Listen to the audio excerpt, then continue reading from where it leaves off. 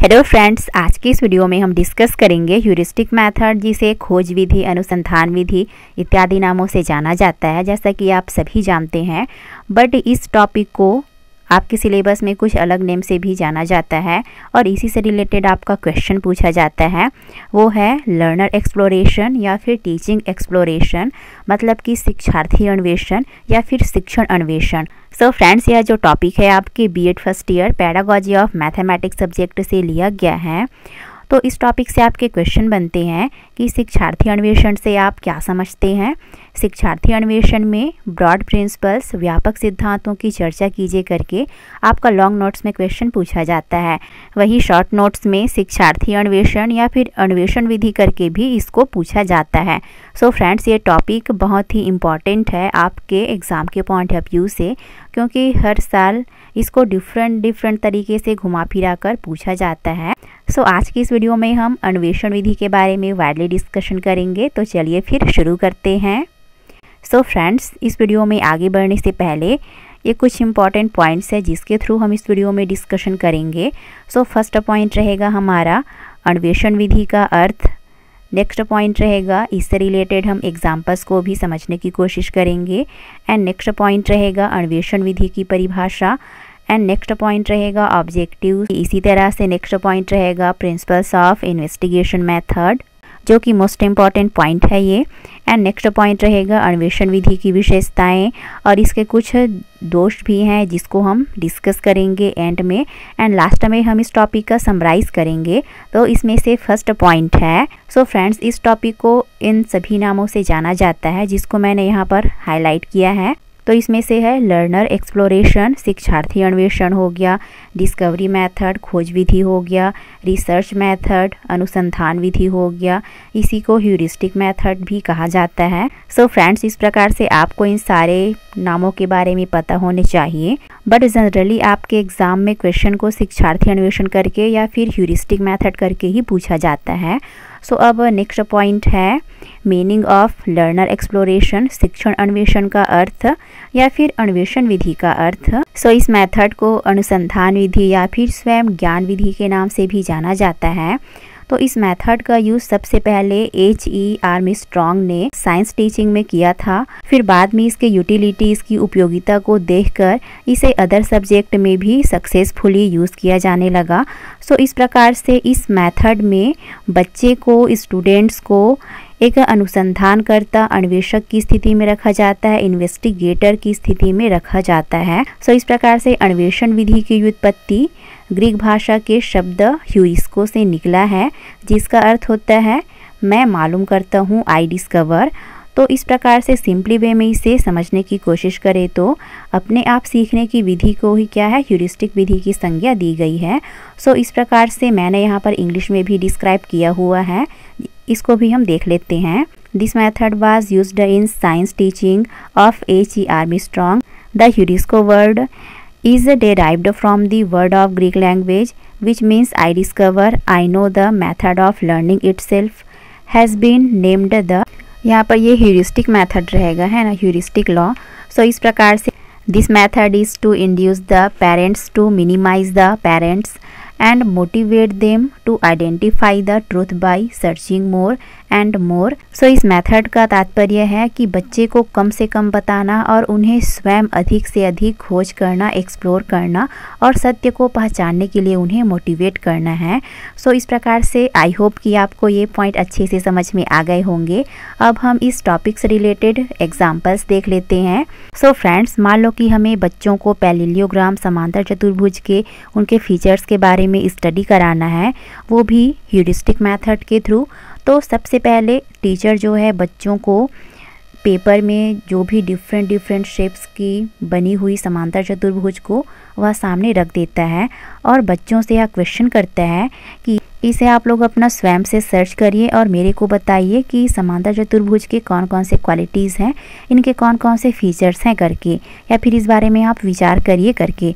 सो इस प्रकार से बच्चे क्या करेंगे, इन डिफरेंट शेप्स के जो भी पार्ट हैं, है ना, इसके भुजा हो गया, इसके कोण हो गया, है ना, और जो भी अदर फैक्ट्स हो गए इनसे रिलेटेड क्या है वह उनको ढूंढना शुरू करेगा और उसको वह मेजरमेंट मापना शुरू कर देगा। तो प्रयास करने पर यदि बच्चा अपना यह कंक्लूजन निकाल लेता है, निष्कर्ष निकाल लेता है कि प्रत्येक शेप्स के आमने सामने की भुजाएं क्या है, इक्वल होती है, समान होता है, और इसके साथ ही साथ इन जो डिफरेंट प्रत्येक शेप्स के आमने सामने के कोण का योग भी क्या है, बराबर होता है करके, तब बच्चा क्या है फुल कॉन्फिडेंस के साथ यह रेगुलाइजेशन या नॉर्मलाइजेशन मतलब कि सामान्यीकरण कर सकता है कि प्रत्येक समांतर चतुर्भुज के आमने सामने के कोण का योग भी क्या है, बराबर होता है करके। तो इस प्रकार से वे अपना स्वयं से एफर्ट लगा करके अपने प्रयासों के बेसिस पर वो समांतर चतुर्भुज के क्वालिटीज़ के बारे में, उनके फीचर्स के बारे में वो खोज करने में सक्सेसफुल हो जाता है, वह सफलता प्राप्त कर लेता है, जिससे उसके अंदर एक आत्मसंतुष्टि, खुशी और एक फुल कॉन्फिडेंस की भावना क्या है, डेवलप होती है। तो इस प्रकार से टीचर क्या है, बच्चों को ह्यूरिस्टिक मेथड के थ्रू समांतर चतुर्भुज के क्वालिटीज़ के बारे में उन्हें स्टडी करा लेते हैं।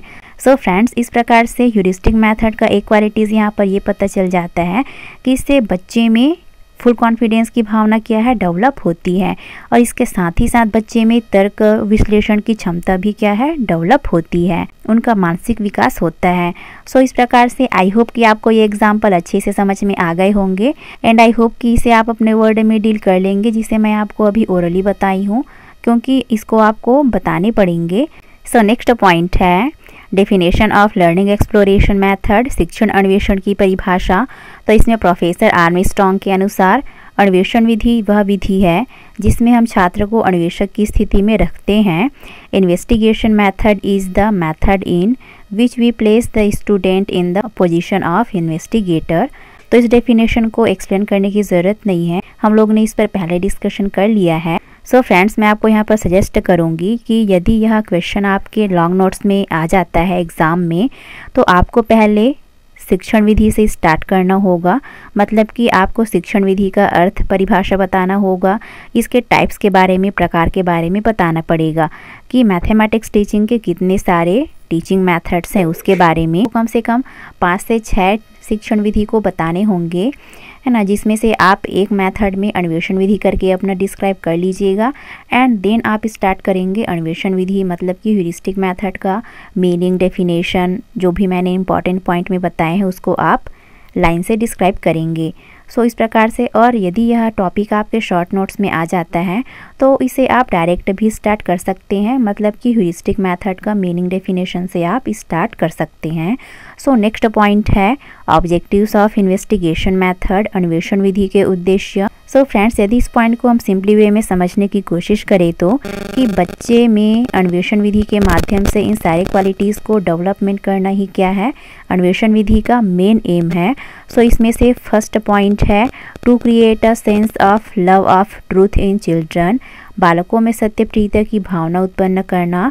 तो इन्वेस्टिगेशन मेथड के थ्रू बच्चे में वो उस टॉपिक के, उस चीज़ के बारे में, उसके अंत, उसकी सत्यता तक पहुंचने की कोशिश करता है, तो इससे बच्चे में क्या है, सत्य प्रीति की भावना डेवलप होता है, जो कि इसका एक मेन एम है। सो नेक्स्ट पॉइंट है to create a sense of subtle observation, सूक्ष्म निरीक्षण की भावना पैदा करना।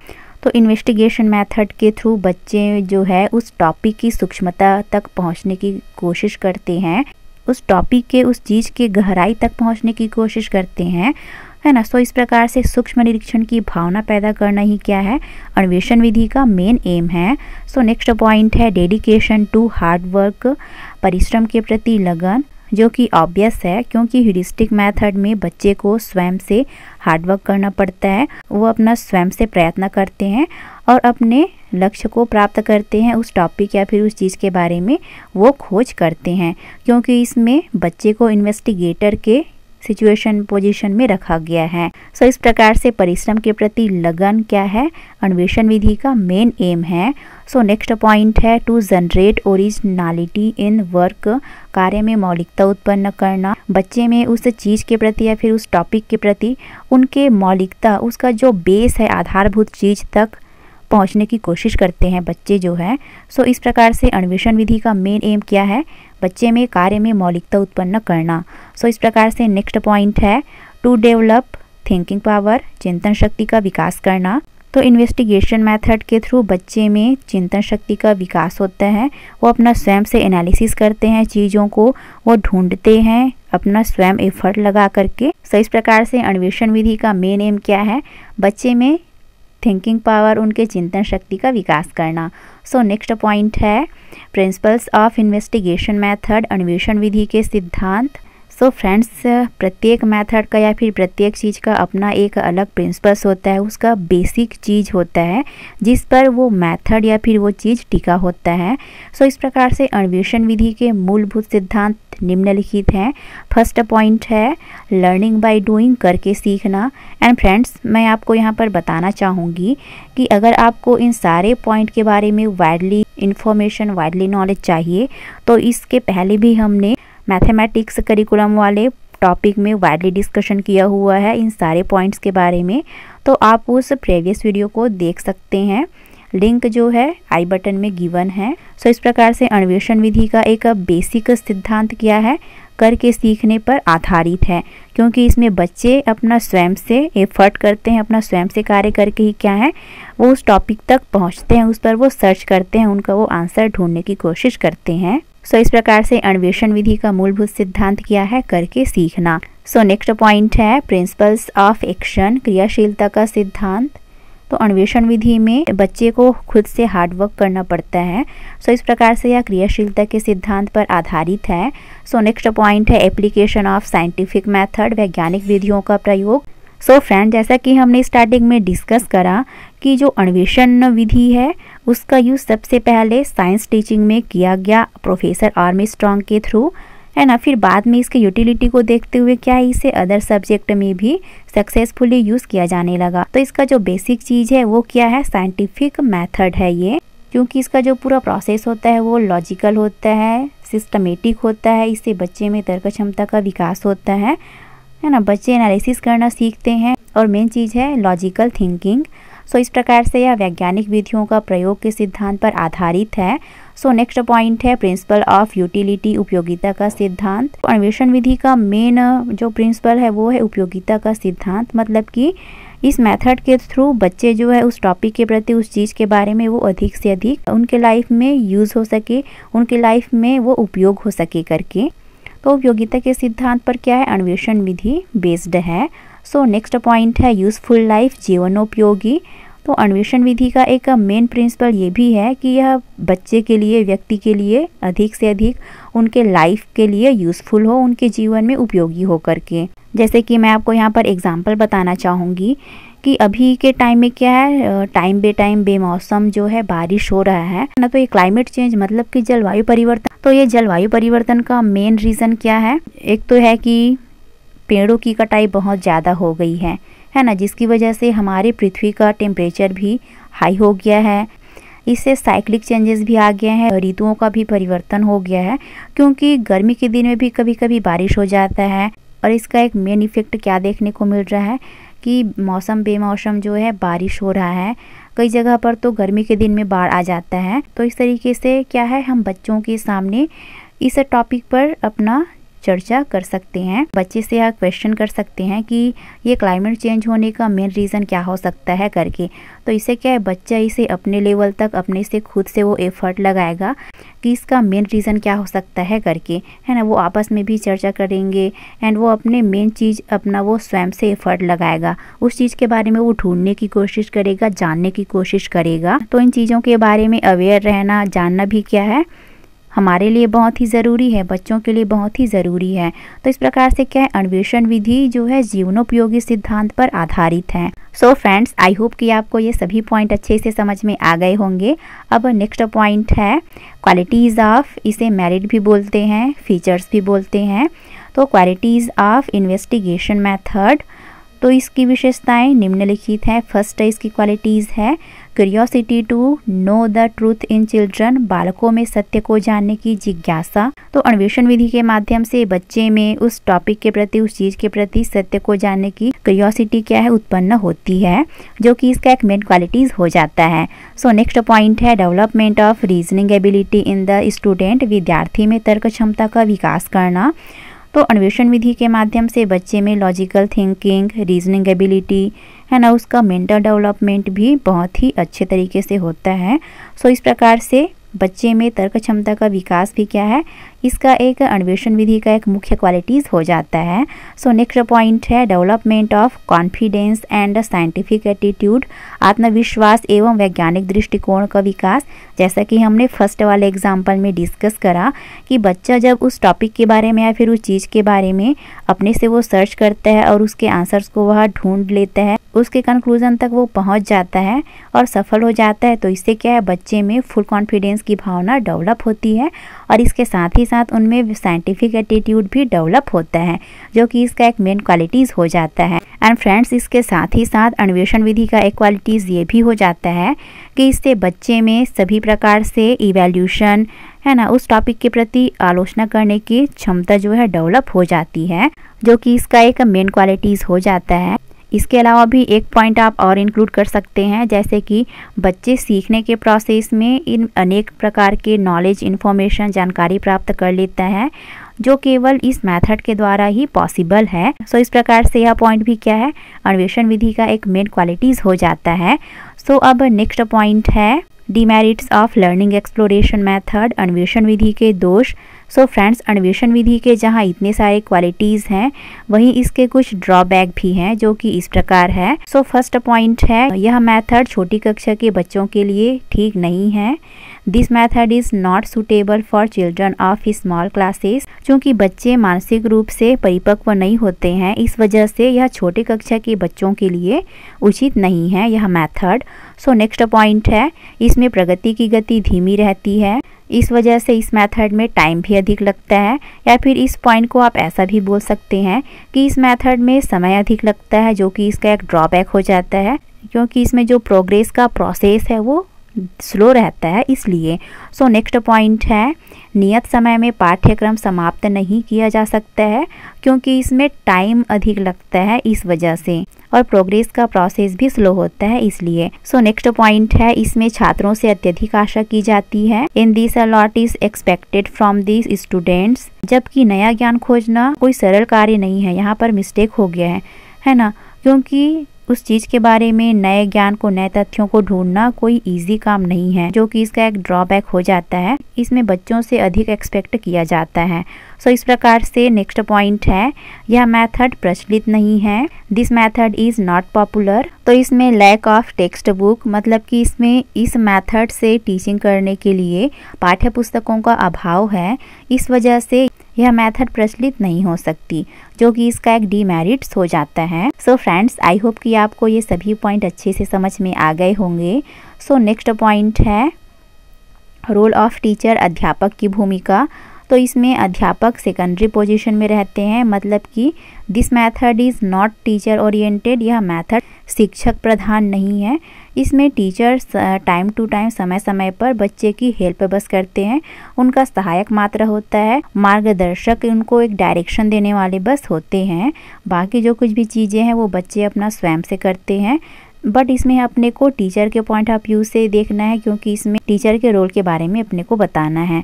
सो इस प्रकार से his work is as a directing assistant and a friend, उसका कार्य एक निर्देशक, सहायक व मित्र के रूप में होता है, और इसमें helps students without getting angry at their mistake.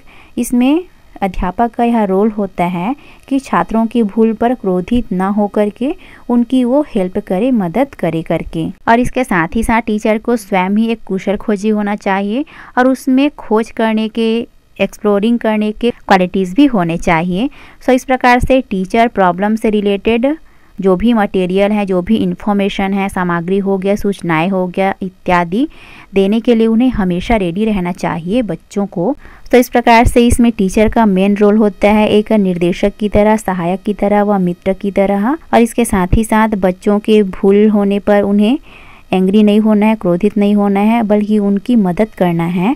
सो इस प्रकार से आई होप कि आपको ये पॉइंट भी अच्छे से समझ में आ गए होंगे। सो फ्रेंड्स, इस प्रकार से हमने इतने सारे पॉइंट्स के थ्रू इन्वेस्टिगेशन मेथड, शिक्षार्थी अन्वेषण के बारे में हमने डिस्कस करा, जिससे स्पष्ट है कि मैथमेटिक्स टीचिंग में इन्वेस्टिगेशन मेथड का बहुत ही अहम रोल है। इससे बच्चे में लॉजिकल थिंकिंग डेवलप होती है और इसके साथ ही साथ बच्चे में परिश्रम के प्रति लगन उत्पन्न होता है। इस मेथड के थ्रू उन्हें टीच कराने से बच्चे अपने लाइफ में आने वाली प्रॉब्लम्स को वह स्वयं ही हैंडल करने में सक्षम हो जाता है, एबल हो जाता है। सो फ्रेंड्स, इस प्रकार से इस टॉपिक को आप अच्छे से रेडी करेंगे क्योंकि इसके एग्जाम में आने के मोस्टली चांसेस रहते हैं। तो इस वीडियो का PDF आपको टेलीग्राम चैनल B.Ed मंत्रास में मिल जाएगा, तो इसे आप वहां जाकर ज्वाइन कर सकते हैं। एंड फ्रेंड्स, आप इस चैनल को इंस्टाग्राम में भी फॉलो कर सकते हैं। सो फ्रेंड्स, वीडियो आपके लिए हेल्पफुल रही हो तो इसे ज़रूर से लाइक और शेयर कर दीजिएगा और चैनल पर पहली बार आए हैं तो सब्सक्राइब करके बेल आइकन को प्रेस कर लीजिए, जिससे इस चैनल पर आने वाले सभी वीडियोज़ के नोटिफिकेशन आप तक ईजिली पहुँच सकें। Thanks for watching.